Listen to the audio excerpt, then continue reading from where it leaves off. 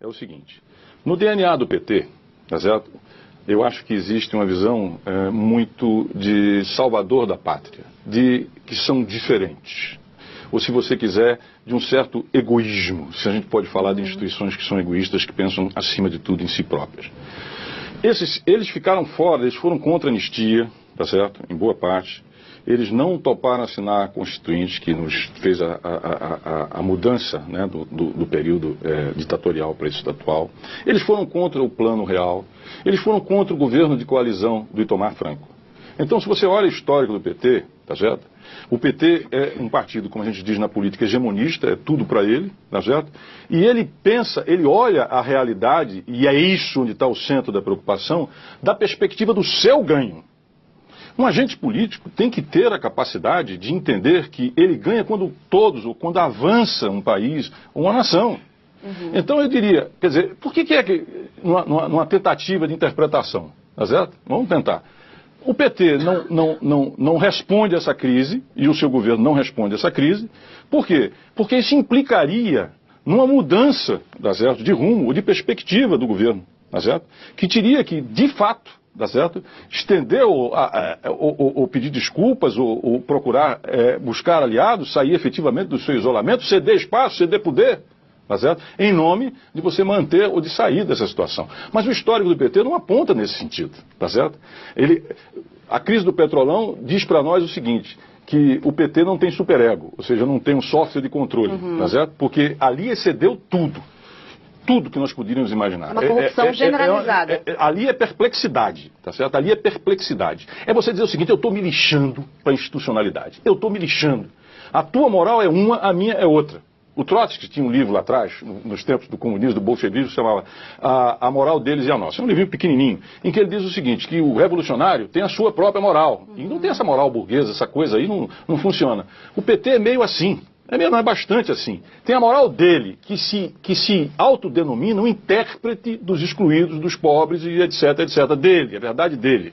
Ele é como era o Stalin no passado, né? O pai do povo, o pai do proletariado, o guia celestial. Então essa missão auto-imposta do PT, que lembra um pouco no plano global, por exemplo, dos Estados Unidos, que tem um destino, um manifesto, etc, etc, né? Transpondo as coisas, implica que o PT ele tente superar e avançar e levar adiante por ele próprio, sem considerar os outros, mas pensando sobretudo no cálculo dele. E isso nos leva para o abismo. Quando o senhor diz o cálculo dele é assim: me dê o meu aqui, sim, me dê o meu na corrupção, esse tanto é meu, não, e faça o que quiser com o resto, que eu não estou nem aí dentro isso do é meu. A Petrobras, isso é a Petrobras. O PT se tornou sócio das empresas que estavam dentro da Petrobras. E falava para eles o seguinte: olha, faz o que você... Passadina não vai passar nunca, tá certo? Porque o histórico, a narrativa de Passadina, tá certo?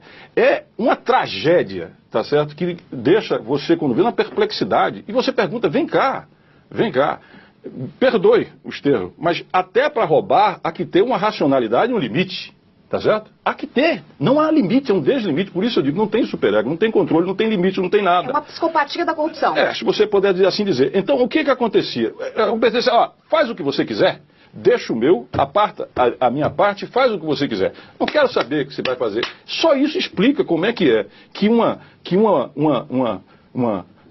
refinaria, né, como aquela de Passadina, sai de 100 e poucos milhões e chega a 1 bilhão e tantos. É não ter nenhum senso moral. Eu realmente é difícil categorizar e definir o que é uma coisa dessa, tá certo?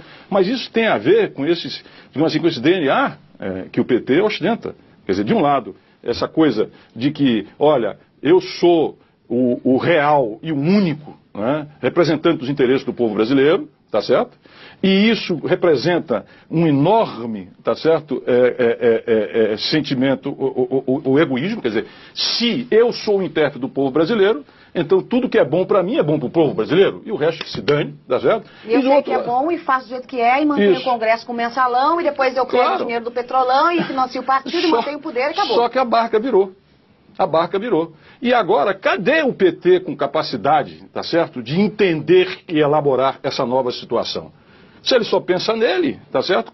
Dane-se o país e essa situação que eu lhe digo que me traz uma imensa tristeza, Tá certo? Eu conheço quadros e pessoas do PT que eu respeito e gosto, tá certo? E tenho muito respeito. E acho que, inclusive, a trajetória dele ao longo de conquistas sociais é relevante e não pode ser esquecida. Mas o que a gente tem que ressalvar aqui hoje é o seguinte: o PT não é o país. O PT não é o dono da história do país e muito menos começou com ele. E sequer é o intérprete único do povo dos seus interesses. Não é isso. Mas só que isso, quando transportado para uma realidade de crise como nós vivemos hoje, tá certo? Lembra-se daquele ditado? Aqueles que os deuses querem destruir, primeiro enlouquecem. O PT está louco. Tá certo? E perdeu o senso de realidade do que nós estamos vivendo aí. Agora, só que ele está no poder. E para você ter uma saída política, você tem que ter confiança, confiabilidade, legitimidade, o que trocar. Como é que ficamos diante disso? Dona Joyce.